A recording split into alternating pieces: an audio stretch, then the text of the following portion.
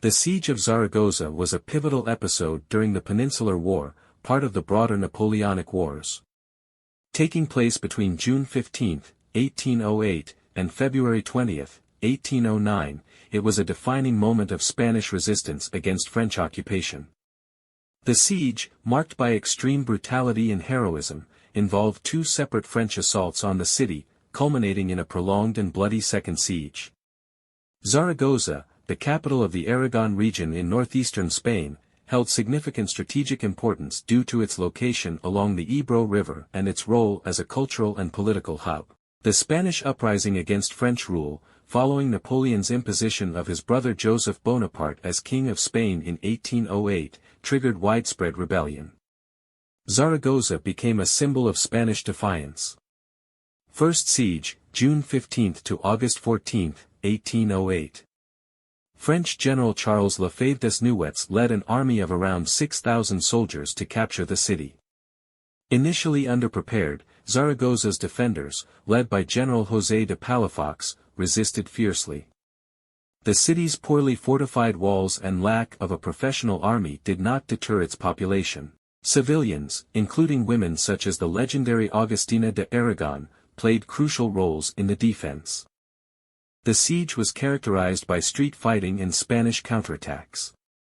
Despite heavy French bombardments, the defenders held out until Spanish reinforcements forced the French to retreat, marking a temporary victory for Zaragoza. Second siege, December 20, 1808 to February 20, 2009. The second and far more devastating siege began when Marshal Jean Lannes, one of Napoleon's most capable commanders, was tasked with capturing Zaragoza. This time, the French brought a larger and better equipped force of approximately 35,000 men, supported by heavy artillery. Zaragoza's defenders, now numbering around 32,000 including militia and armed civilians, prepared for a desperate fight. The French began with a relentless bombardment, targeting the city's walls and key defensive positions. Despite their firepower, the defenders resisted fiercely, forcing the French to engage in house-to-house combat. Every street and building became a battleground. As the siege dragged on, both sides suffered devastating losses. Overcrowding and unsanitary conditions within Zaragoza led to outbreaks of typhus and other diseases, killing thousands. Supplies of food and ammunition dwindled, but Palafox refused to surrender, inspiring his defenders to continue resisting. By February 1809, much of Zaragoza was in ruins. Key positions, including the monastery of Santa Engracia and the Coso district, fell to the French. Starvation, disease, and exhaustion weakened the defenders. On February 20, 1809, Palafox, gravely ill, agreed to surrender. The siege resulted in catastrophic losses for both sides. Zaragoza's civilian population, initially numbering over 50,000, suffered between 30,000 and 40,000 deaths due to combat, disease, and starvation.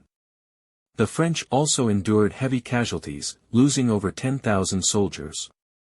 The fall of Zaragoza was a significant psychological blow to Spanish resistance, but it also demonstrated the resilience of the Spanish people. The city's defiance inspired further uprisings and guerrilla warfare across Spain, prolonging the Peninsular War and contributing to Napoleon's eventual defeat. The siege of Zaragoza became a symbol of national heroism and sacrifice in Spain. Figures like José de Palafox and Agustina de Aragón were immortalized as icons of resistance. The event highlighted the horrors of urban warfare and the devastating human cost of Napoleon's campaigns in Spain. Today, Zaragoza's history is commemorated in art, literature, and monuments, ensuring the memory of this epic struggle endures.